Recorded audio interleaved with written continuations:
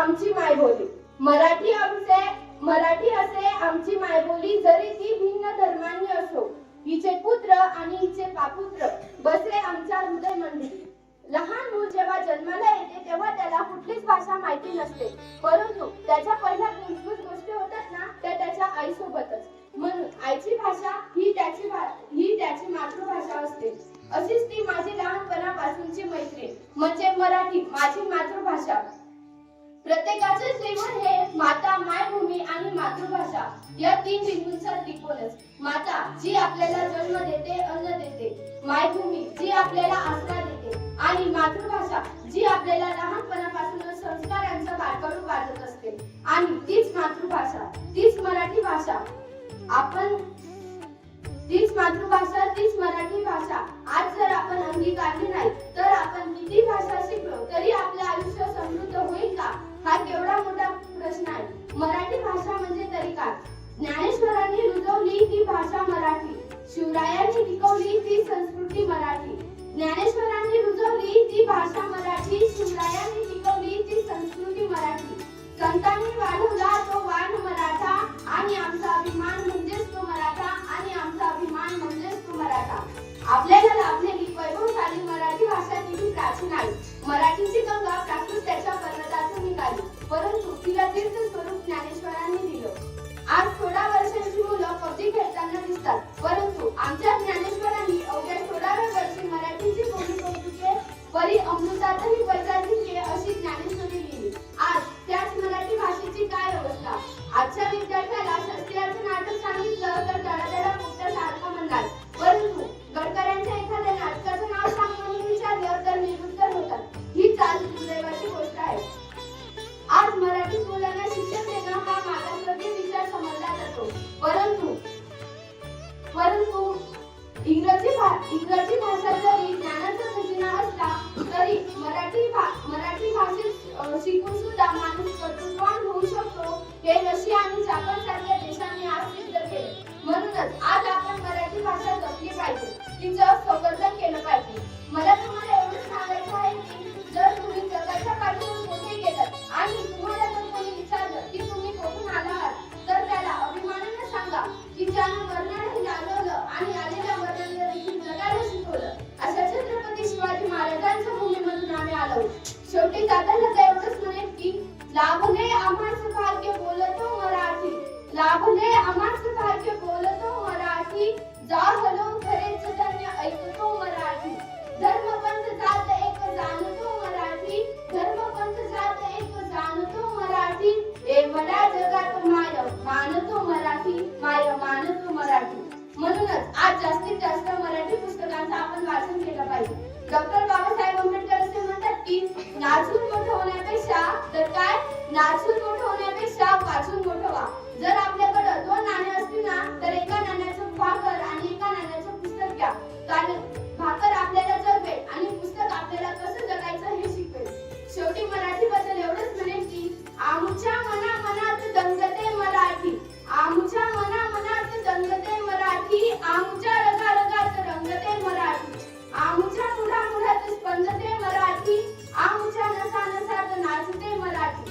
एथल्या नभांमधून वर्षते मराठी, एथल्या नभांमधून वर्षते मराठी, एथल्या पिकांमधून डोलते मराठी, एथल्या नद्यांमधून वाहते मराठी, एथल्या चराचरात राहते मराठी, राहते मराठी.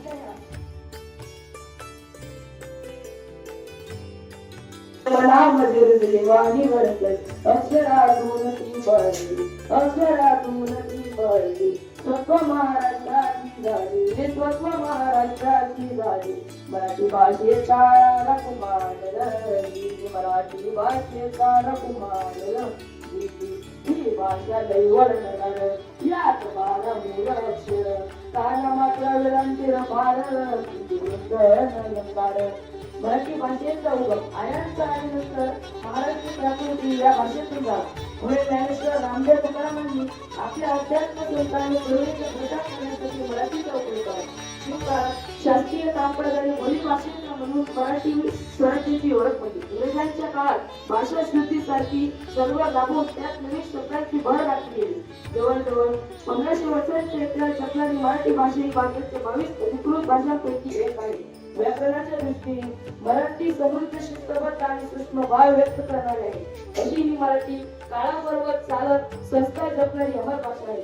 ही भाषा वेळीवर नगार यात 12 मूळ अक्षर काना मात्र वेळांची रफार किती वृत्त अनलंकार त्यात नांदतोय ओंकार त्यात नांदतोय ओंकार तरी संस्कार माझी अस्मितेची गाठ माझी अस्मितेची गाठ जशी शिवरायांची तलवार जशी शिवरायांची तलवार या माझे नगतो या माझे नगतो मराठी भाषेचा एक गुण तुम्हाला शांत जनमान ज्ञानवांसाठी अभिमान श्रीमंत ही श्रीमंती पैशांची नाही तर संस्कृतीने लहान म्हातारा मराठीत केलेला साहित्याचे आहे.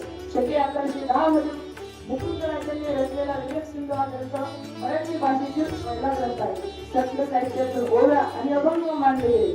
शाहिरांनी पोवाड्यांनी लावल्या रचल्या.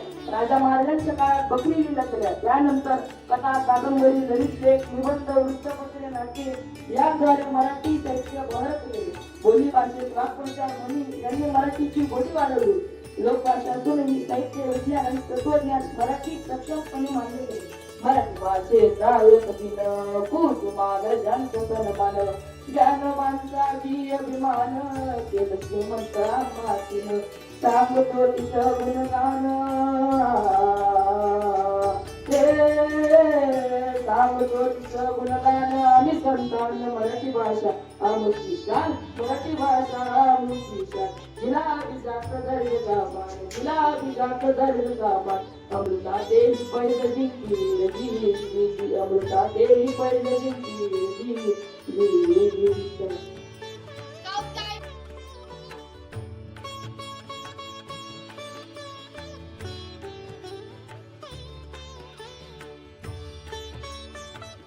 केव्हापासून बोलायला लागतो की आपण जन्माला आल्यानंतर आपली आई आपल्याशी जे निस्बत करते किंवा आपल्याशी जे संवाद साधत असते तो संवाद ही आपल्या मातृभाषेतून साधत असते.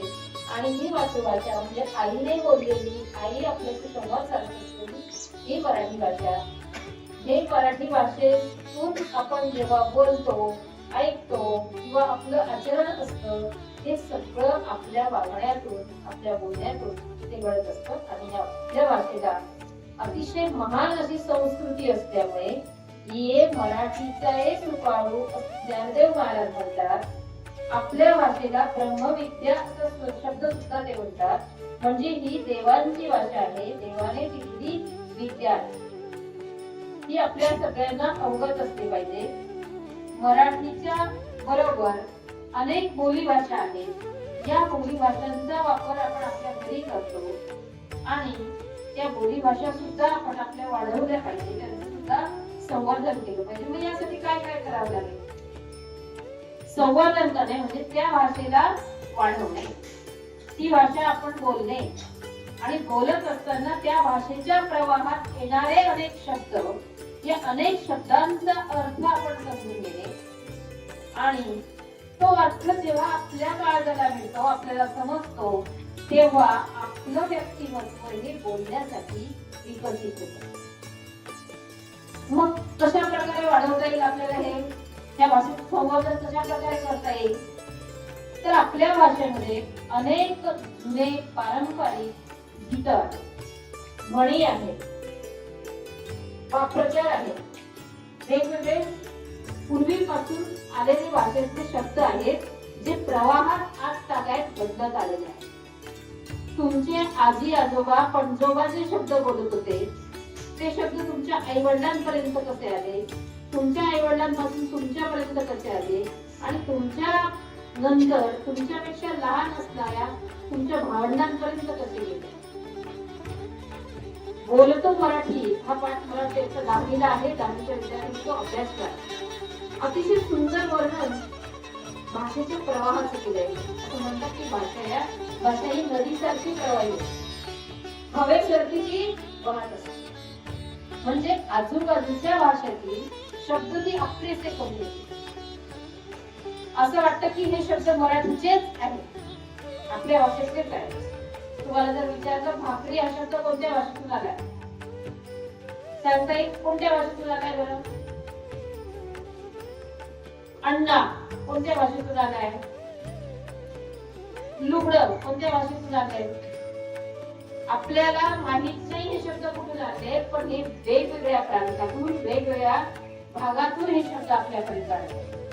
दर 12 कोसावर शाळा भाषा बदलते. दर 12 कोसावर तुम्ही सरावा नांदेडला गेला तर तिथली भाषा तुम्हाला कळत होते कशी वरती असं थोडस एक वेगळा बाज त्या भाषेला, थोडीशी वेगळी लकप त्या भाषेची. प्रत्येक दर 12 कोसावर भाषा बदलत होते. आणि आपण जेव्हा जेव्हा जिथे जातो तिथली ती भाषा कशी बोलली जाते हे एक कुतूहल आपल्या मनामध्ये असतात. त्या भाषेतले अर्थ, त्या भाषेतले शब्द आपण समजून घेण्याचा प्रयत्न करावा. आपल्याला जगायचं असेल तर मगाशी हिने सांगितलं की वाचन करायचं असेल तर पुस्तकावर, जगायचं असेल तर वाचनात. आणि मग याच्यासाठी काय करायचं, आपण जे कमवलेलं असतं ते कमवलेलं 1 पैसा आपण भाकरीसाठी वापरायचा आणि उरलेला पैसा पुस्तकासाठी वापरायचा. का बरं असा आग्रह धरला बाबासाहेब आंबेडकरांनी? काय एवढं महत्व सांगितलं वाचनाचं? त्याच्यामागे काहीतरी तर उद्देश आहे. एकताच्या आधी कोण बोलली बरं? सोनाक्षी बोलली का? सोनाक्षी बोलली ना एकताच्या आधी. तिने अतिशय सुंदर असं महत्व सांगितलं. सगळ्या साहित्याचं तिने महत्व सांगितलं. साहित्याचे प्रकार सांगितले. काय काय प्रकार सांगितले बरं साहित्याचे? लक्ष होतं तुमचं सगळ्यांचं? कार्यक्रम आपल्यासाठी आयोजित केलेला आहे. का संचलन करणाऱ्या मुलींनी त्याचं प्रास्ताविकामध्ये त्याचं महत्व सांगितलं. का कार्यक्रम आयोजित केलेला आहे? कशासाठी केलेला आहे? भाषेची महती का सांगतात? तिने साहित्यिकांची नावं सांगितली, साहित्याचे अनेक प्रकार सांगितले आणि त्या साहित्यिकांनी कोणतं साहित्य कशासाठी निर्माण केलं हे सुद्धा सांगितलं. इथे बोलणारे विद्यार्थी तयारी करून आलेले होते आणि तुम्हाला काहीतरी देण्याचा ते प्रयत्न करते. नुसतं एक छोटस आपल्याला या दिवसाच्या निमित्ताने करायचंय की वेगवेगळे शब्द जे आपण जाता येताना दिसतात, आपल्याला वेगवेगळे बोर्ड दिसतात, वेगवेगळे लोकांच्या बोलण्यात येतात. आपण आता तुम्ही सोशल मीडियावर फार सक्रिय असतात, तुम्ही गुगलवर वगैरे सर्च करतात, युट्यूबवर पाहतात, तर तिथले जे शब्द आहेत ते शब्द कोणते आहेत, त्यांचा अर्थ कसा उलगडलाय, हा शब्द कुठून आला असेल, त्याची उत्पत्ती काय असेल, एवढं जरी आपण केलं तरी आपला मराठी भाषेचा दर्जा वाढवण्यासाठी आपण काहीतरी प्रयत्न करत आहोत. असं साध्या गोष्टी करायच्या, शब्दांचा संग्रह करायचा आहे, वाक्प्रचारांचा संग्रह करायचा आहे. ज्या शब्दाला अनेक अर्थ असतात अशा शब्दांचा संग्रह करायचा आहे. एका शब्दाचे अनेक अर्थ असतात आणि अनेक अर्थांसाठी एक शब्द असतो, अशांचा संग्रह करायचा आहे. म्हणींचा संग्रह करायचा आहे. वेगवेगळ्या प्रकारचे पारंपरिक गीतं आपल्याकडे असतात, जात्यावरच्या ओव्या असतात, लग्नाची गाणी असतात, लग्नाचे विविध प्रोग्राम असतात, त्यासाठी गायली जाणारी गाणी असतात. आपल्याकडे मृत्यूच्या वेळी सुद्धा रडण्यातून गायन केलं जातं, म्हणजे त्या व्यक्तीची स्तुती किंवा त्या व्यक्तीचं गुणगान गायलं जातं. कलायती सुद्धा आहे. तर आपण या सगळ्या गोष्टी स्वीकारल्या पाहिजेत, अंगीकारल्या पाहिजेत आणि आपण त्या गोष्टींचा संग्रह केला पाहिजे. यातून आपल्या भाषेचं खरं संवर्धन होईल, आपल्या भाषेची वाढ होईल.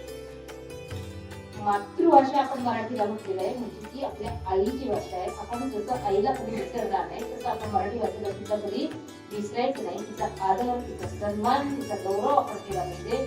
तिचा गौरव करण्यासाठी कुसुमाग्रजांच्या जन्मदिनी हा दिवस आपण साजरा करतो. आणि खऱ्या अर्थाने आता सांगितलेल्या छोट्या गोष्टी जर आपण केल्या तर नक्कीच मराठी भाषेचा गौरव देईल, साजरा केल्याचं महत्व आपल्या लक्षात येईल आणि खऱ्या अर्थाने मराठी भाषेला आपल्याला दर्जा सुद्धा मिळेल आणि ती समोर येईल. आपली सगळ्यांची मराठी भाषा विकसित व्हावी यासाठी आपण अधिक वाचन करूया, अधिक लिखाण करूया. आपलं लिखाण कसं शुद्ध असेल याकडे लक्ष देऊया. मराठी विषयाच्या शिक्षकांची करण्याची सुद्धा अधिक जबाबदारी असेल की त्यांनी विद्यार्थ्यांचा शब्दसंग्रह वाढवण्यासाठी खूप खूप प्रयत्न करावे. विद्यार्थ्यांसाठी त्या गोष्टी करून घ्याव्यात. विद्यार्थ्यांकडून प्रत्येक भाषा लँग्वेजच्या शिक्षकांची ही जबाबदारी असेल आणि विद्यार्थ्यांनी त्या गोष्टींसाठी शिक्षकांना सुद्धा तेवढा प्रतिसाद दिला पाहिजे. या ठिकाणी मी नमूद करते आणि आपल्या मराठी भाषेच्या गौरव दिनानिमित्त माझे दोन शब्द इथे थांबवते. जय हिंद, जय महाराष्ट्र.